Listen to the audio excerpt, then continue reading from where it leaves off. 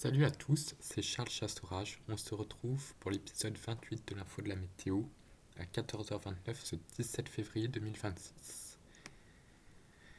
Donc je vais revenir sur ce qui s'est passé concernant dimanche et lundi. Donc dimanche, il était prévu à la base quand même de la neige. Donc j'ai quand même lancé un coup de gueule dans la vidéo puisque il était prévu de la neige le matin, même si ça allait avoir du mal à tenir. Ça devait durer plusieurs heures, la neige qui a eu lieu le dimanche matin. Et finalement, je n'ai vu aucun flocon. Il n'y a rien eu jusqu'à 13 heures. Ça a seulement commencé juste quand le redout arrivait. Donc 7 minutes après, ça s'est transformé en grésil. Puis la pluie a pris le relais dans une ambiance glaciale, c'est-à-dire 1 degré.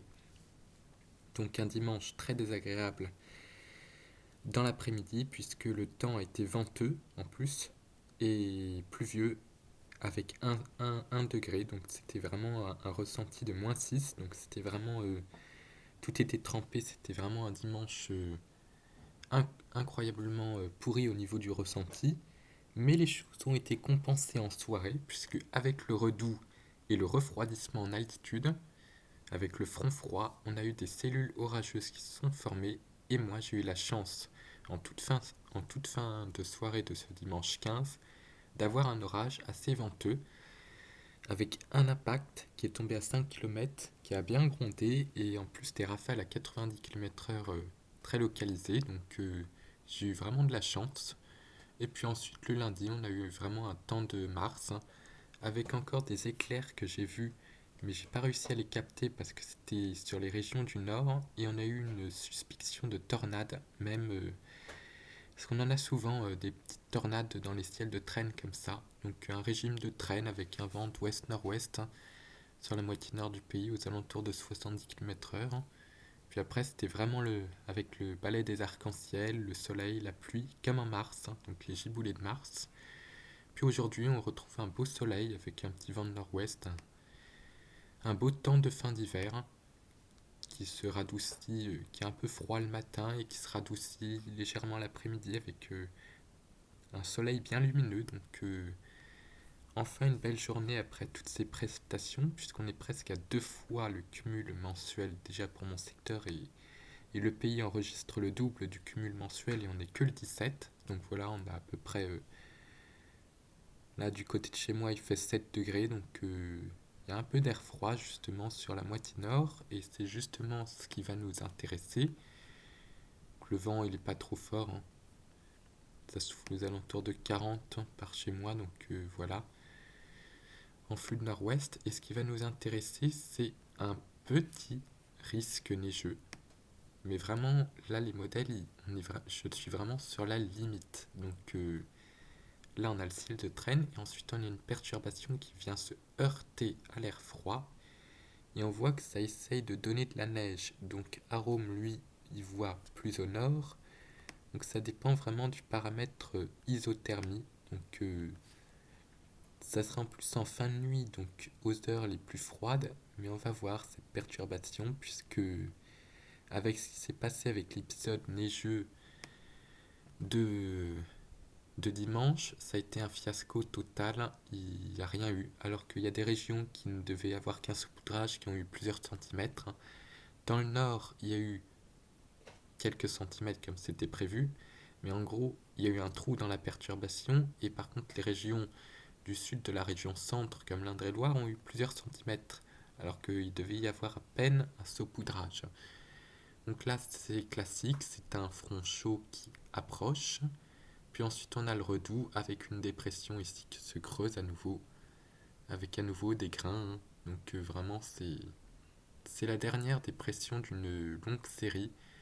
Mais c'est pas pour ça que le temps va être vraiment hyper lumineux sur la moitié nord. Pour la moitié sud, ça va être le retour d'un anticyclone, hein, qui va enfin assécher le temps avec de la douceur, ce qui va permettre de calmer les crues qui sont impressionnantes et exceptionnelles dans l'ouest et le sud-ouest, hein. Donc après cette dépression, on a le gonflement d'une dorsale, mais sur la moitié nord, on a encore l'humidité de l'Atlantique qui va encore rendre le ciel gris dans une ambiance par contre bien douce. Donc voilà, au moins la moitié sud, elle, est sauvée avec des hautes pressions et un beau temps. Mais on voit quand même dans les tendances, donc là je prends GFS comme ça, on voit quand même dans les tendances que le flux dépressionnaire pourrait revenir avant la fin du mois, visant un petit peu plus la moitié nord cette fois-ci. Puis après pour le mois de mars, on verra. Mais à partir du 25 février, on surveille une reprise du courant de jet et des dépressions qui irait viser un petit peu plus le nord du pays cette fois-ci, parce que la moitié sud commence à en avoir marre de se faire noyer sous des trompes d'eau depuis des semaines, puisque là c'est vraiment un calvaire. Donc CEP rejoint un peu la tendance. On a cette dépression encore qui va donner d'importantes intempéries pour la journée de jeudi. On voit qu'il y a un peu d'air froid là sur le nord, c'est pour ça que il y a ce risque d'épisodes neigeux pour les régions du nord, hein. Et ensuite, bah, c'est le redout quand même qui va l'emporter, hein, pour le week-end, hein, avec des températures même très douces jusqu'au nord, hein, 15 degrés, peut-être 18-20 degrés, possible certainement au sud-ouest, hein. Donc ça va leur changer, hein, après ces inondations. Mais regardez, à partir du 25, les dépressions commencent à revenir, hein, dans le coin. Donc après pour mars, c'est encore beaucoup trop loin, mais on surveille ce genre de situation. Au moins l'anticyclone va permettre aux cours d'eau de l'ouest et du sud-ouest de commencer à redescendre. Donc ça va vraiment faire du bien pour ces régions. Et puis la carte de vigilance parle d'elle-même, hein. Voilà, elle est multicolore, hein. On a toutes les couleurs. Donc pour aujourd'hui, bah, ce qu'on surveille, c'est les crues, hein. Donc moi, dans mon département, ça va. Juste, il y a ici certainement le loin qui est en crue, mais sinon, ça va encore. La Seine est bien pleine quand même à Paris, elle est en jaune.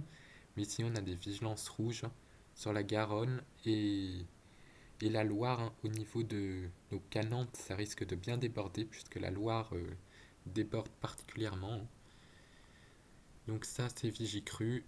Pour les avalanches, ça continue. Risque orange en Savoie et Haute-Savoie, donc ça continue au niveau des avalanches.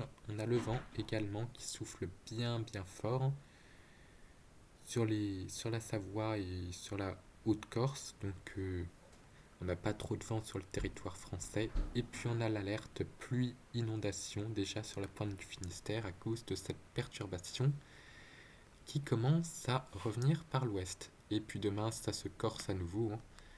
Donc les crues c'est pareil. Concernant le vent, il va bien se renforcer sur la Bretagne et la côte atlantique, hein, à nouveau, avec la dépression qui va approcher surtout en soirée. Les pluies, inondations ici, puisqu'on a une perturbation active sur des sols déjà saturés en eau. Donc à nouveau ça craint à ce niveau-là. La vigilance orage ici, toujours sur les mêmes régions, l'Aquitaine, l'arc atlantique, hein, avec des grains qui survolent l'Atlantique encore assez doux et qui peuvent entrer dans les terres sous forme d'orage. La neige et le verglas, justement, donc Météo France n'a pas mis l'île de France, hein, mais ce bandeau-là, plus au nord, donc sur la Picardie et sur le Grand Est, hein, donc on a ce département en vigilance jaune. La mer qui va bien se déchaîner sur l'ouest et le sud de la Bretagne, surtout que les coefficients de marée sont particulièrement élevés, et toutes les montagnes de France qui sont en vigilance jaune avalanche. Donc voilà, pour ce qu'il est de la situation, elle est toujours agitée et l'agitation, même si l'anticyclone va tenter de revenir, ne restera pas bien loin, puisque je sens dès le 25 février que le zonal va de nouveau l'emporter. Voilà, tchuss!